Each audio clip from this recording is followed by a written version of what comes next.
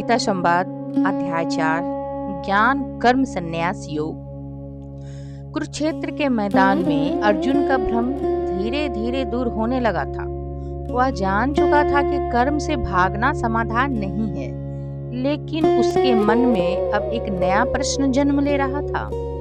यदि कर्म करना ही आवश्यक है तो फिर ज्ञान का स्थान क्या है? क्या केवल कर्म करने से मुक्ति मिल सकती है, या उसके पीछे किसी गहरे सत्य को जानना भी आवश्यक है? अर्जुन के मन में उठे इसी प्रश्न का उत्तर श्री कृष्ण चौथे अध्याय में देते हैं। हे कृष्ण, आपके वचनों से मेरा अज्ञान दूर हो रहा है, लेकिन मैं यह समझना चाहता हूँ कि यह योग और ज्ञान वास्तव में क्या है। आप जिस दिव्य ज्ञान की बात कर रहे हैं, उसका आरंभ कहाँ से हुआ? श्री कृष्ण कहते हैं, हे पार्थ, यह योग कोई नया ज्ञान नहीं है।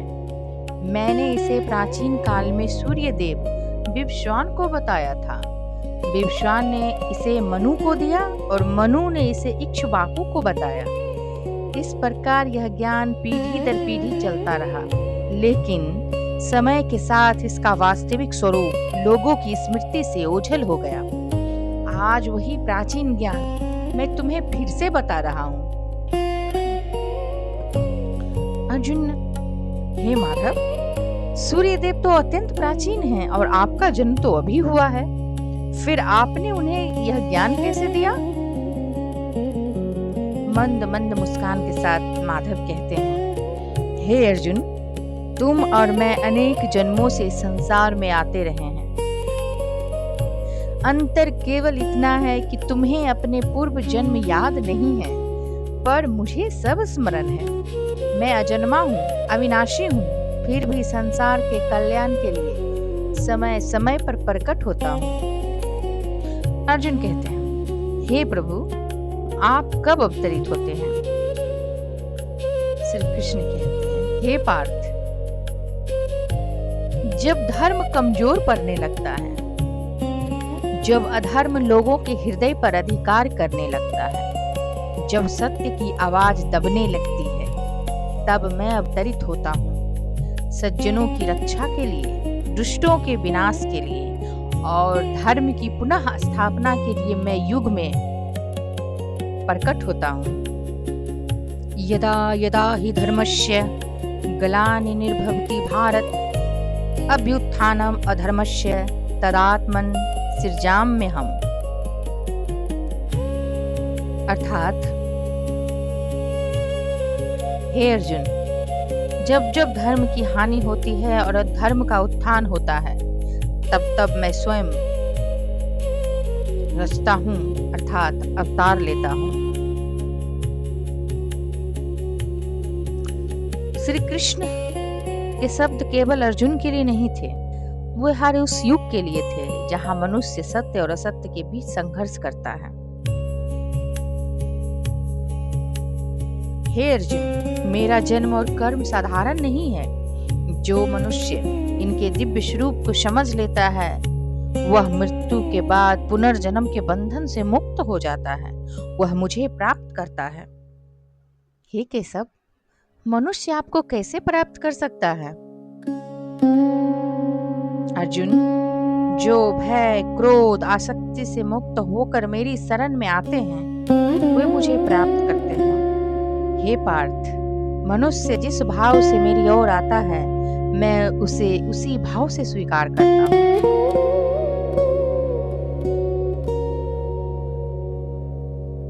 अर्जुन के मन में अब एक और प्रश्न उठता है। यदि मुक्ति का मार्ग इतना महान है, तो फिर संसार में इतने लोग भ्रमित क्यों हैं? हे अर्जुन, मनुष्य सही और गलत कर्म में भेद क्यों नहीं कर पाता? श्री कृष्ण कहते हैं, क्योंकि कर्म का रहस्य अत्यंत गहरा है। कभी कभी बुद्धिमान लोग भी इसमें भ्रमित हो जाते हैं। इसलिए कर्म, कर्म और विकर्म को समझना आवश्यक है। हे प्रभु, इनका अर्थ क्या है? श्री कृष्ण कहते हैं, जो धर्म और कर्तव्य के अनुसार किया जाए वही कर्म है। जो अज्ञान और स्वार्थ से प्रेरित होकर किया जाए वह विकर्म है। और जो व्यक्ति कर्म करते हुए भी भीतर से आसक्त ना हो, वह अकर्म की अवस्था को प्राप्त करता है। अर्जुन, तो क्या कर्म करते हुए भी मनुष्य मुक्त रह सकता है? हाँ पार्थ, बंधन कर्म में नहीं है, बंधन आसक्ति में है। याद रखो, हाथ कर्म करते हैं पर बंधन मन की आसक्ति बनाती है। यदि मन मुक्त है तो कर्म भी मुक्ति का साधन बन जाते हैं। अर्जुन को अब कर्म का एक नया अर्थ दिखाई देने लगता है।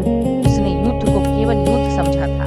श्री कृष्ण उसे कर्तव्य के रूप में देखना सिखा रहे थे।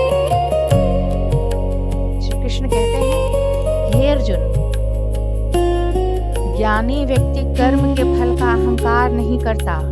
वह यह नहीं सोचता कि मैंने किया। वह जानता है कि परमात्मा की व्यवस्था में वह केवल एक माध्यम है। इसलिए सफलता उसे गर्व नहीं देती और असफलता उसे तोड़ नहीं पाती। हे माधव, ऐसा ज्ञान कैसे प्राप्त किया जाए? कृष्ण के विनम्रता से, श्रद्धा से और सत्य की खोज से, तीव्र इच्छा से।